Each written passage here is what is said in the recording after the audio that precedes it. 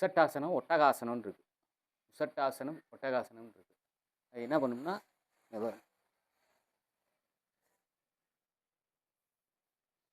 ஒரு வஜ்ராசனத்தில் உட்காந்து அப்படியே மண்டி போடணும். மண்டி போட்டு அவ்வளோதான்.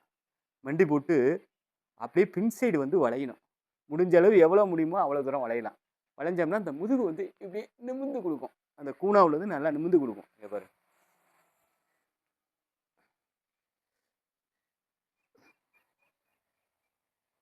ஒரு 5 மூச்சு 7 மூச்சு.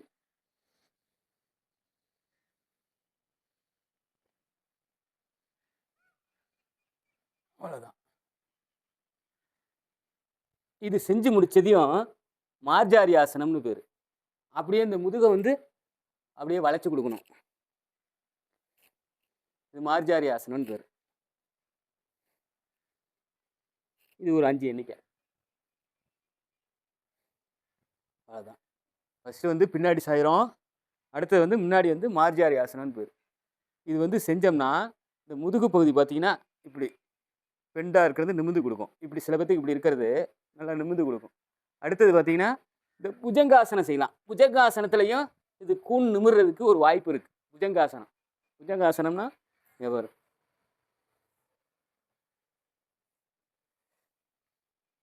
இப்போ எடுத்துக்கிறோம்.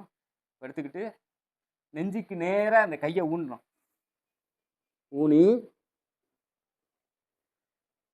அப்படியே தலையை மேலே தூக்கணும். மேலே பார்க்கணும். அவ்வளோதான். 1 2 3 4 5 6 7. அவ்வளோதான். கொஞ்சம் ரிலாக்ஸ். அவ்வளோதான். இது மாதிரி செஞ்சோம்னா இந்த கூன் முதுகு உள்ளது வந்து அப்படியே நிமிர்ந்து கொடுக்கும். கொஞ்சம் கொஞ்சமாக செய்ய செய்ய செய்ய பார்த்தீங்கன்னா அப்படியே நெஞ்சு வந்து நிமிர்ந்து கொடுக்கும். இதை டெய்லி செஞ்சோம்னா கூன் நல்லா நிமிர்ந்து கொடுக்கும். இதை செய்யுங்க. நன்றி, வணக்கம்.